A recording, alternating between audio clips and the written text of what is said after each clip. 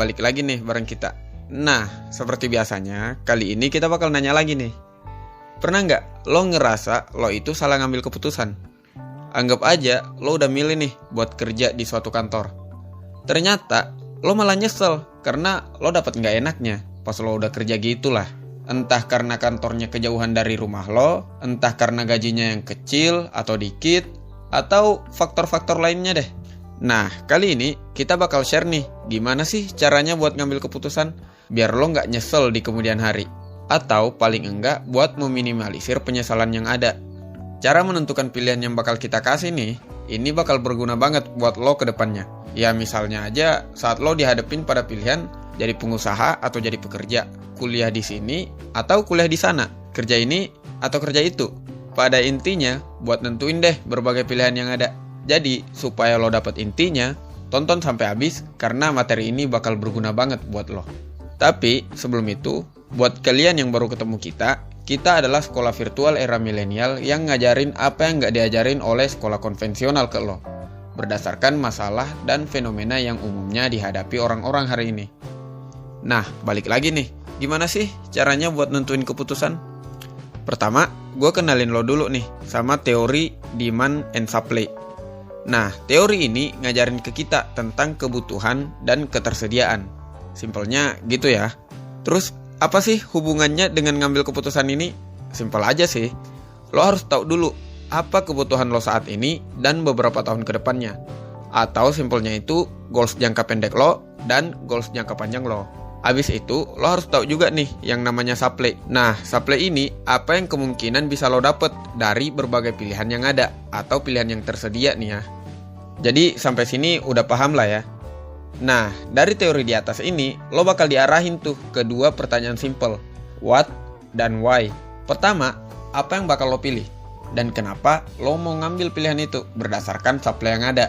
Misalnya aja nih, lo berada pada pilihan dua pekerjaan. Yang pertama, gajinya standar, tapi deket dari rumah lo. Dan kerjaan yang kedua, jauh dari rumah lo, tapi gajinya mantep tuh. Ya bagus lah ya kalau lo bisa dapet keduanya. Tapi, kalau lo dihadapin pada pilihan seperti ini, lo perlu tahu dulu nih, goals lo apa, tujuan lo apa. Jadi, kita kembali ke what-nya tadi dong. Lo pengen jadi anak yang berbakti aja, jadi dekat sama keluarga, atau lo malah udah pengen buru-buru nikah, jadi butuh duit banyak. Nah, setelah lo udah nentuin what-nya, atau apanya, atau goals lo tentuin dah tuh yang namanya why. Kenapa lo milih ini? Jadi, tadi pilihannya dua kan ya. Lo pengen lebih banyak berbakti ke orang tua lo, atau lo udah buru-buru nikah. Jadi, simpelnya gitu. Lo pilih yang pertama, what-nya itu karena ya deket dari rumah lo. Dan why-nya itu karena lo milih buat jadi anak yang berbakti. Bukan berarti yang jauh itu nggak berbakti ya, tapi maksudnya lo lebih deket dari keluarga lo. Jadi lo belum mikirin dulu tuh yang namanya nikah. Jadi gitu ya, sesimpel itu. Tapi gimana kalau lo udah kerja dan lo baru rasain nyeselnya pas lo lagi kerja? Itu jadinya gimana tuh? Simple, lo tinggal terapin yang tadi, what-nya apa, lo pengennya stay atau enggak, why-nya kejauhan, lo nggak nyaman, gajinya kecil dan lainnya, tentuin juga itu.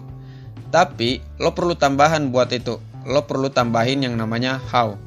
Nextnya lo bakal gimana? Jangan sampai lo udah milih what dan why-nya buat keluar karena gajinya kecil, tapi lo belum ada backup. Lo belum ada planning cadangan buat itu. Jadi ini pasti semua orang udah tahu lah ya. Tapi backup itu nggak selalu kerjaan lain. Kali aja lo punya visi yang lebih gede. Entah lo nggak apa-apa dulu lah buat nganggur, tapi lo udah punya planning yang matang. Bukan cuma perlu planning yang matang ya, tapi lo juga butuh backup planning. Ya emang sih, di situasi yang kedua ini agak sulit ya.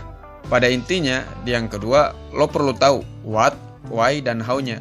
Habis itu, silahkan, lo putusin aja sendiri. Itu aja sih dari kita buat kali ini. Jangan lupa buat subscribe biar lo nggak ketinggalan materi gratis dari kita. Kalau lo rasa bermanfaat, boleh banget nih buat like dan share video ini. Kalau enggak, ya dislike aja nggak apa-apa, biar kita juga ada perbaikan. Tetap semangat jalani hidup di zona kehidupan.